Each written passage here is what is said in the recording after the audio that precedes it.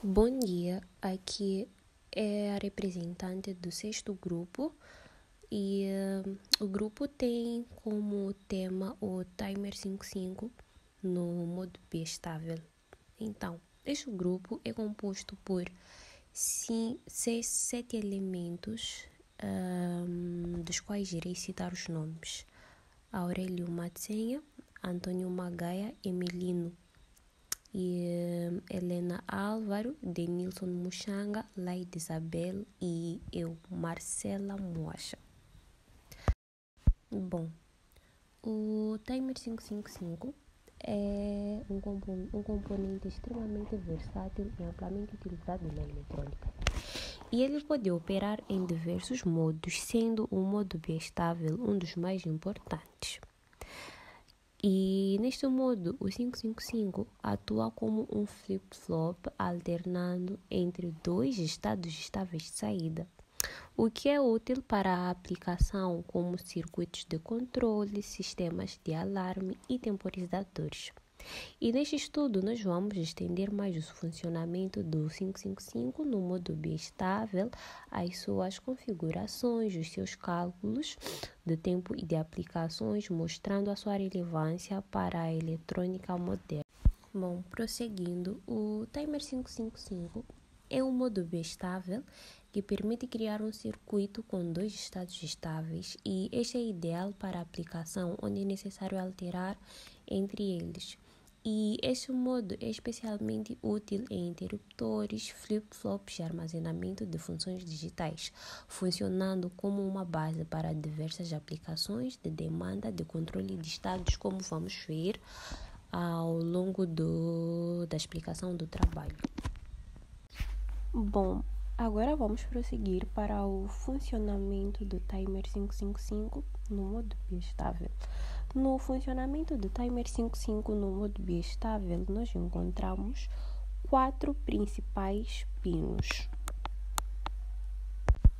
Bom, dentre estes nós temos o pino 2, que é o trigger, e este ativa o estado 7 quando a tensão cai abaixo de 1/3 de VCC e a saída do pino 3 vai para o nível alto. Temos o pino 6, que é o threshold.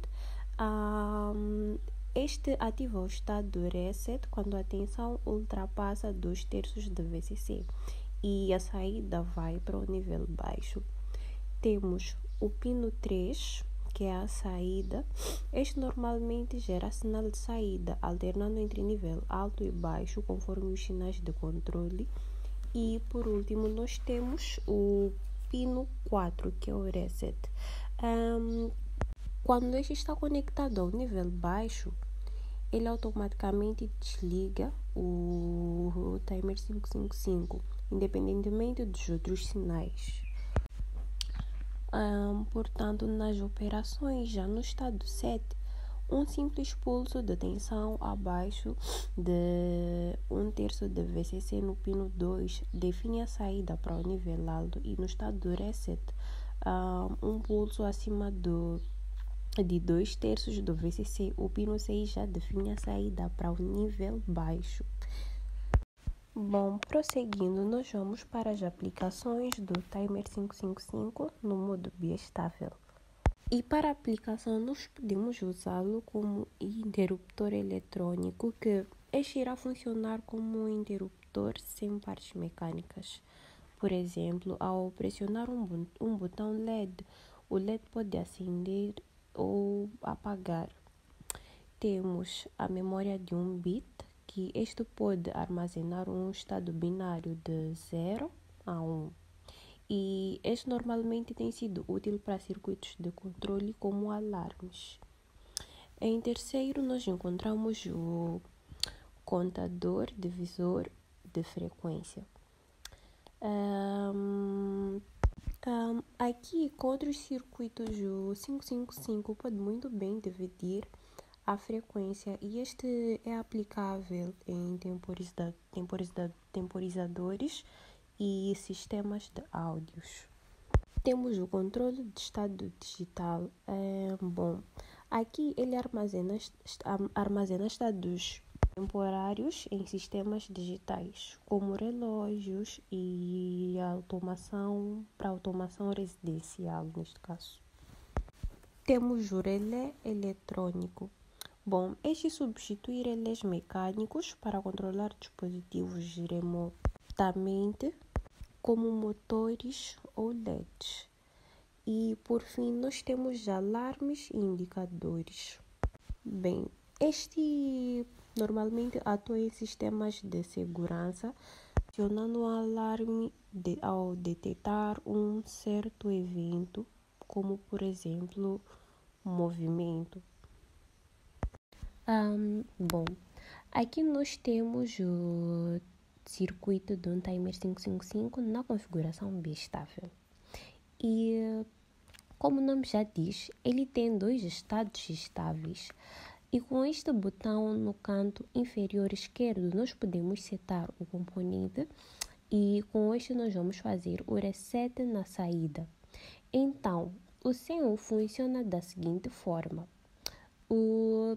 Aqui dentro ele tem uma rede de resistores de 5Q que vai fazer a divisão de tensão e entrada em 3 níveis: VCC, 2/3 VCC e 1/3 VCC.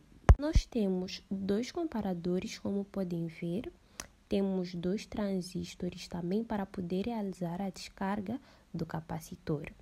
Tem uma porta latch RS e temos o circuito para fazer o reset do componente.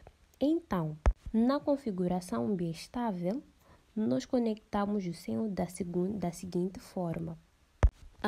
Bom, o pino 7 flutua, o 3 é a nossa saída, o 8 é o VCC e o pino 1 é o Tera. O pino 4 é o reset e ele é ativo em nível baixo. É por essa razão que nós colocamos uma chave com um resistor de pull-up. E o pino 2 é o nosso pino gatilho ou o nosso trigger. E este também é ativado em nível baixo. Então, por isso nós temos a nossa chavinha aqui com o resistor pull-up 0. E o pino 6 é o pino de threshold ou de limiar de tensão. E para esta configuração nós vamos colocar o mesmo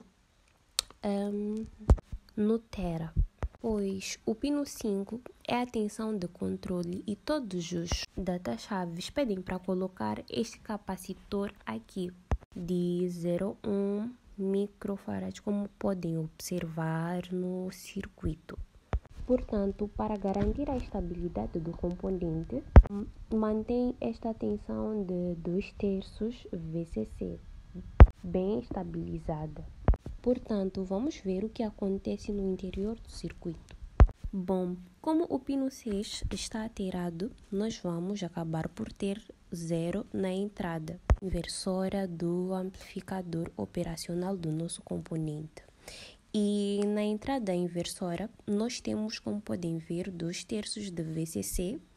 Como é maior que 0, então a entrada inversora ganha conversão. E aqui, então, a nossa saída, nós vamos ter 0.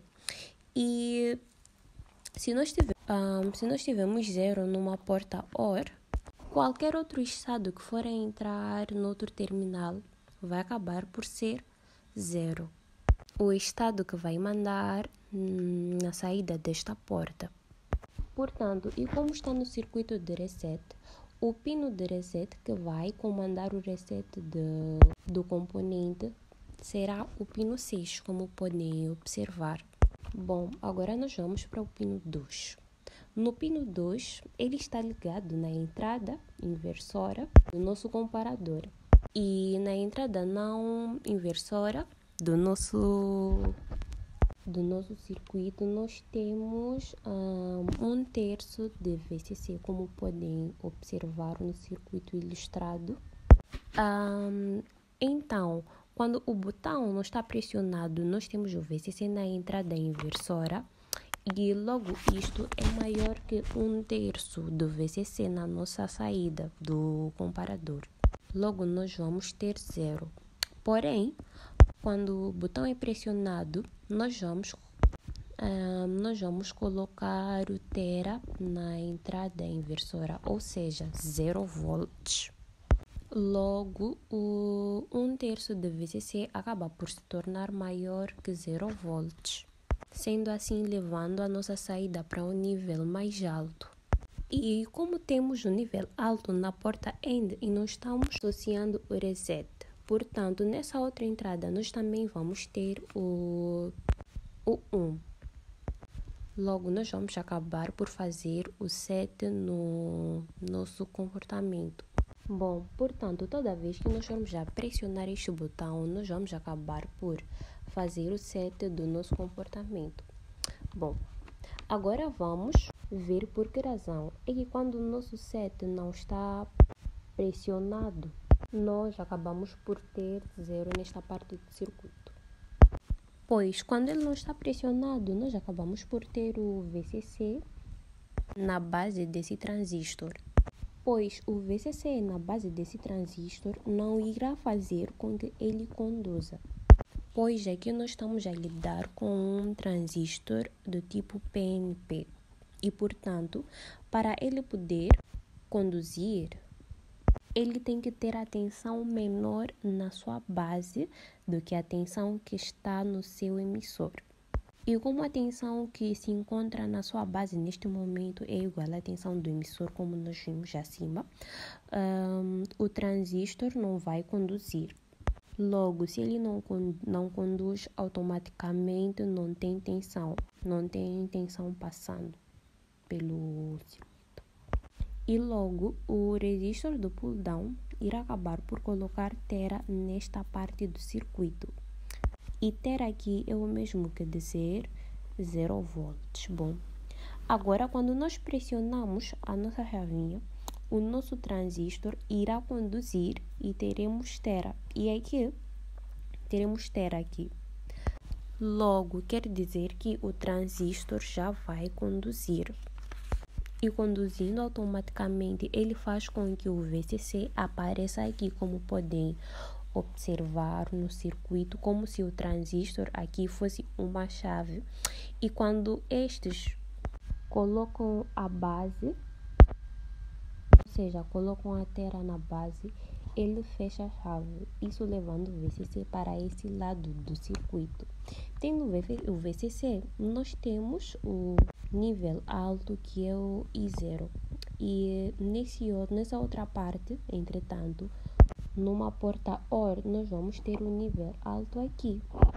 E, portanto, vamos resetar o nosso CI. Então, esta foi a explicação do nosso diagrama. Espero que tenham compreendido. E para o cálculo do tempo, no timer 55B estável, o tempo em que o circuito 55 permanece em cada estado pode ser ajustado e alternando os valores de R1, R2 e C. E a fórmula para calcular o tempo de saída é esta fórmula que nós vimos aqui na imagem, que é tempo igual a 0,7 vezes o R1 mais o R2 vezes o C. Bom, e o T, que representa o tempo, R1 representa o resistor, assim como o R2, e C representa a capacitância. Bom, após a conclusão do trabalho, o término do trabalho, o grupo concluiu que o timer 555 no modo B estável é um componente essencial na eletrônica digital devido à sua simplicidade e eficiência na alternância de estados com base em sinais de entrada. E sua versatilidade, neste caso, torna uma escolha popular entre engenheiros e hóspedes, pois também que entender a sua configuração e o funcionamento abre portas para inúmeras aplicações de projetos simples a sistemas mais complexos e estudar o Timer 555 não só amplia o conhecimento na eletrônica, mas também estimula a atividade na criação de circuitos, reforçando sua relevância no cenário da tecnologia atual.